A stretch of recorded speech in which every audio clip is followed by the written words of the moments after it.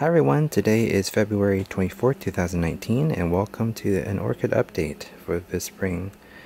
And the first thing is my Phalaenopsis schilleriana. It is starting to open up some of its bud on these two magnificent spikes. This year it produced more than 60 buds, which is a lot. It's the most it's ever produced, but I got a few bud blasts initially. So we're left with just 56 for now, but which is still more than last year. I think last year we were in the 40s. But it seems like every year it's just adding more and more count, which is fantastic. But yeah, I'm gonna try to include as many mini updates within this update as possible to give you the development of these buds, which is kind of interesting this year that the newest buds, the youngest ones, I guess, opens up first. So you can see on the top here, those are the ones that opened first, and these older ones are still in bud form. It's kind of strange, but anyways, that was a interesting development this year. I really like this particular one. This is the Purpurea variety. That it's so compact when the flowers open, so it looks like just a cluster of blooms. Just reminds me a lot of the hydrangea blooms, where it's just kind of like a big amorphous cloud of blossoms, rather than the usual species that has the blooms further apart. But yeah, today is February 24th, and we're taking a look at this Phalaenopsis schilleriana. And this is one of the three schilleriana that I have. This particular one is a silver leaf clone. I got this from Norman, and as the name implies, the modeling is much more pronounced than my other two. This, I believe, this is the first time it's ever bloomed. I couldn't see any other old flower spikes. I guess this first time. It has 6 buds, so I'm expecting next year we'll produce more, if assuming that everything goes well. Of note, this last bloom on here is a little deformed, so that was kind of curious. It blooms very flat, which is very pleasant, and it's fuller than the TKP clone, but not as full as my Purpurea. So it's also very pretty. And blooming for the second time ever is this Renthenera vietnamensis. And I'll get a closer look there. Some of the older flowers have bloomed on the bottom there, starting to slowly fade. So you can see the colors at the tip here, which is the newest one to open. Colors are a little bit more vibrant. I hope the camera will recreate that with a good fidelity. But yeah, the colors are so vibrant. I love it. I've scaled back on my orchids acquisition quite a bit since the summer of last year, and this is the few that I've purchased. This is a Cattleya incrustata, and what's unique about this one, and the reason why I wanted to get this one, is its distinct brownish red color. It affects the bulbs and also the leaves as well. I don't have any leaves right now because I had quite a little trouble initially trying to adapt it to this environment. This one was shipped from California from a friend over there, and yeah, I've been trying to figure out for the past 6 months how to grow this properly, but I think it prefers a cooler environment, bright light, to bring out these colors and to make it grow well. But it's slowly adapting. I see new growths developing, and it's progressively getting bigger. And just like my Phalaenopsis usitana, it produced sequential bloomings. These are the 2 spikes that it came with, so no credit to me. But I've seen it bloom in the summer, And now it looks like it's starting to put out two buds on these two spikes. The flowers are very, very small and they're kind of orangey yellow. I have some clips back in the summer when it first bloomed for me. The form looks just like any other Spalagidae, but yeah, it's nothing too spectacular. But I think these the coolest thing about them is just the brown leaves and bulbs. Speaking of orchid acquisition, I think this is the last lot of my orchids that are mounted. I don't think I'll get any more because these are so hard to maintain during the winter. So this would be the last lot. If they die, that's pretty much it. I'm trying to take some of them off and sort of pot them up, especially the Phalaenopsis over there, the two, the semi-deciduous. I think that first one is a Parishii, I think. I forget. Anyways, I think I'm gonna attempt to unmount those two and keep them in a pot. And the other one's leafless. I think they're just gonna die, and that'd be that. Yeah, like I said, I'm not getting more mounted orchids because they're way too hard to keep up during the winter. I wanted to show you guys my Phalaenopsis hieroglyphica. I know it doesn't look that much right now, but in the fall of last year it had an amazing show. I think that it was the most that it's ever produced, and I took a recording of it back then. And since I don't have a full update up for last year, I was going to include in this update. So I just wanted to show you guys a small clip of that.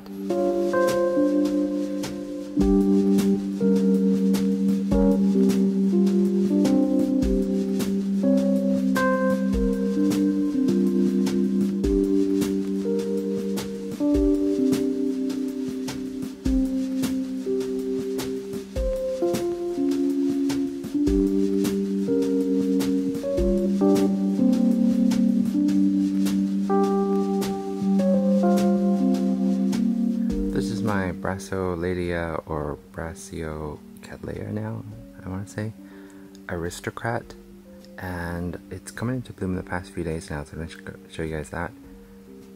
This one, the last time I saw it bloom was maybe about 3 years ago when I purchased it, so it's been a long time. Mostly it's my fault because I've been neglecting it, but I've been kind of upping my game on the orchid care in the past 3 months, and everything looks really well, including this one. So I just want to show you guys that. It has a very frilly lip, which I believe might be a some Digbyana in there. It has a fragrance. It smells kind of strange, maybe like plastic. But yeah, I want to show you guys that. This is my Bulbophyllum echinolibium, and it always seems to be in bloom on these two flower spikes. The blooms doesn't last very long, maybe only a few days, 5 at the most, I would say. But every time it opens up, the fresh blooms, it emits a terrible odor. It smells like rotting garbage or something. It's absolutely terrible. It's the most powerful in the early hours of morning. When I come down here to inspect the orchids, it's the first thing that I'm aware that this terrible fragrance that it emits. But the bloom itself is quite striking. I really like that. Yeah, it just keeps on going on these two spikes. As far as growth is concerned, there's not a lot happening. I think I can see like one new growth about to be pushed out, but that's about it. I think it's concentrating everything it has on these two spikes. So yeah, that one's coming up in the next few days, I think, or maybe tomorrow. These two little blooms are on my tie-dye sunshine, the Phalaenopsis, and they've been open just a few days now, so these are pretty fresh.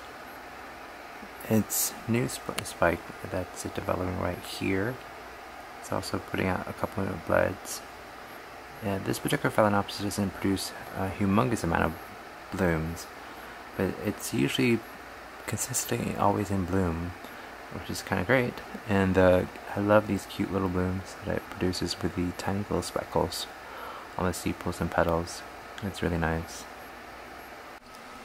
There are a couple of blooms on my Tetraspis. This is the regular one that has the intermittent bands on the blooms, but this time there is absolutely no marking, so it resembles an owl form.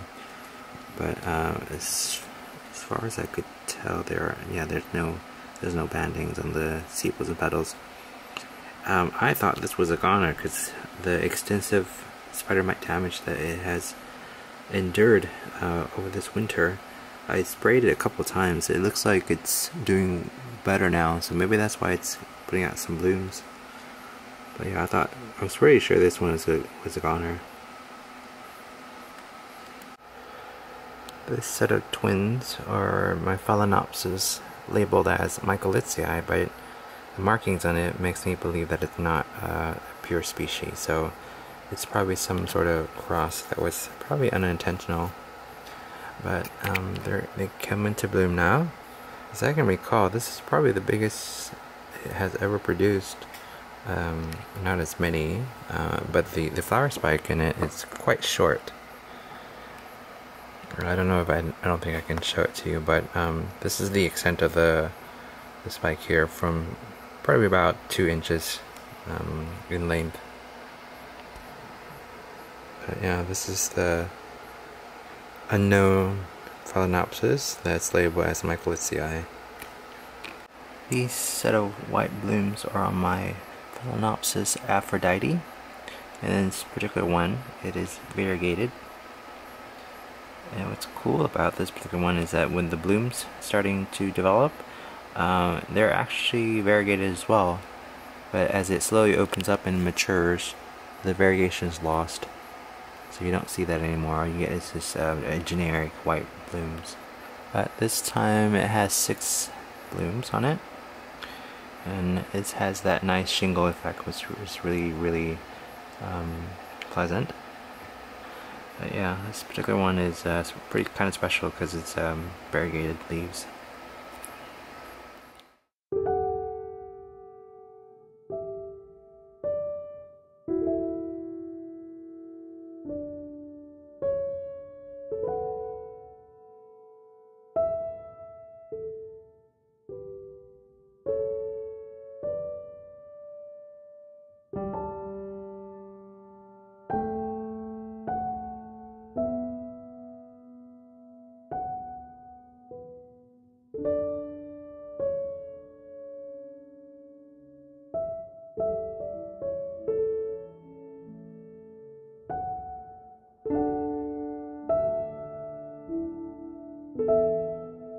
It's March 16th, and here's a quick update on my Phalaenopsis schilleriana. It's fully open today. Actually, it fully opened a couple days back, but I was too busy to do a video. But it's the weekend, and I'm a little free today. And here's the full look. I lost one bud, maybe last weekend, but I don't think it deterred from the overall look of this year's bloom. Looks pretty good. I did detect a slight fragrance. It's not very strong, but I suspect that it will get slightly better as the blooms age a little bit more. And just like every time that I've ever smelled this one, it smelled like roses, which is really nice. And it's, as you can see, it's very tight up in here in this area. This is on the main branch. This is in contrast to my other Cattleya, which seems to produce blooms that are very far apart. But I kind of like this look because it kind of reminds me of hydrangeas and how they sort of cluster together like this. But yeah, I'm really happy, even though we didn't like surpass the 60 bloom count. It's still really nice. But yeah, that's my Phalaenopsis schilleriana. This is my Phalaenopsis schilleriana TKP, and I was going to wait in a few days to show you all these blooms that have opened up in the past few days. But something happened apparently, and some of the blooms are starting to dry up already. I've been watering this regularly on a weekly basis, but the last time that I watered it, actually I think I waited a few days, but I can't imagine that it's the cause of this. So I don't know what's going on, but it's kind of unfortunate to say this because it was blooming out pretty nicely last week, and yeah. Anyways, I think I'm just gonna wait until all the blooms dried up, and then cut it off, and then just do a repot to see if there was something that's in the pot that's like infecting the roots or something. But as far as I can see, all the roots are still growing, so I hope it's not gonna die. This year, it bloomed quite well. The bud count is, I think, more than doubled the last time it bloomed. But it's a shame we didn't get to show that on video. As you may be aware, I'm dealing with scale issues in my orchid collection, especially the cats. And this is the one that's most affected, I think. So today, I am going to attempt to remove as much scale as I can with this toothbrush. And then just sort of spray it down with a little bit of isopropyl alcohol to see. That will sort of, I don't think I can get rid of it completely, but as much as I can. So that's one of the problems I'm dealing with right now. There are two cats that have come into bloom recently. Actually, this one has been blooming for quite a while. I just hadn't had a chance to record it on video, but this one is the one that I did a time lapse on, my very first time lapse. It smells pretty amazing, but as you can see, it's quite large too. I kind of don't like the form of the flowers because it's kind of amorphous like this. I kind of prefer the very more distinct, less frilly form of cats. But anyways, it smells fantastic and the color is really nice. And it seems to be a very vigorous plant for me, so it stays in the collection. But yeah, and the other one that came into bloom recently is my, this is LC Schilleriana, I think. This year, it did not bloom as purple as the previous years, which is quite interesting. And it had a little problem trying to overcome the sheath that it was developing in. So I had to like help it a little bit, because otherwise I think I would have lost the blooms because they were all bunched up and all wrinkled. But yeah, it bloomed out pretty nicely. And the fragrance on this one is, I think, one of the two best smelling orchids in my collection. This one and the Wakariana. So how it smells, if I can describe it, is there's this biscuit that I've had when I was younger, and the creamy center that it has, it smells exactly like that. I kind of forgot what it's called, but it has a very sweet fragrance with a little I don't know, citrusy undertones that makes it very pleasant and clean and sharp. And then sometime in the afternoon it changes into like, basically it smells like pepper, freshly ground black pepper with something sweet underneath. So yeah, the sweet fragrance that it has, it diminishes over as the day passes, and this peppery smell comes after that. So it's really interesting, but I do like it when I smell it in the morning. It smells amazing. So this LC Schilleriana has grown outside of its pot quite a bit. I am thinking about maybe repotting it into a not necessarily a bigger one, but maybe I'll cut it in half and then just put this section back in the pot. So maybe that's how what I'll do. Because the back bulbs, I don't think they're doing anything anymore because they're pretty shriveled up. So I think all the reserves are pretty much gone. So if I cut it off, it wouldn't be too much of a setback for the plant, I don't think. But as you can see, it has 2 new growing leads now. So it's getting pretty old. I've had this for a while, I think since 2014. But yeah, and so far every new growth that I've had has come into bloom. So it's good that this one is blooming now. So I'm expecting this one that's coming right after that one to bloom as well. So maybe we'll get an extended blooming season this year. So that's exciting. Alright, I think I'm going to wrap up this update. I don't want it to become too long. So I'm going to leave you with this final shot of my Phalaenopsis mannii that's slowly coming into bloom. This is the first bloom that is opened. There are many more to come. So I will try to make more updates on a regular basis now as new things come into bloom. Alright, I hope you guys have a fantastic day, and thank you all for watching. Bye.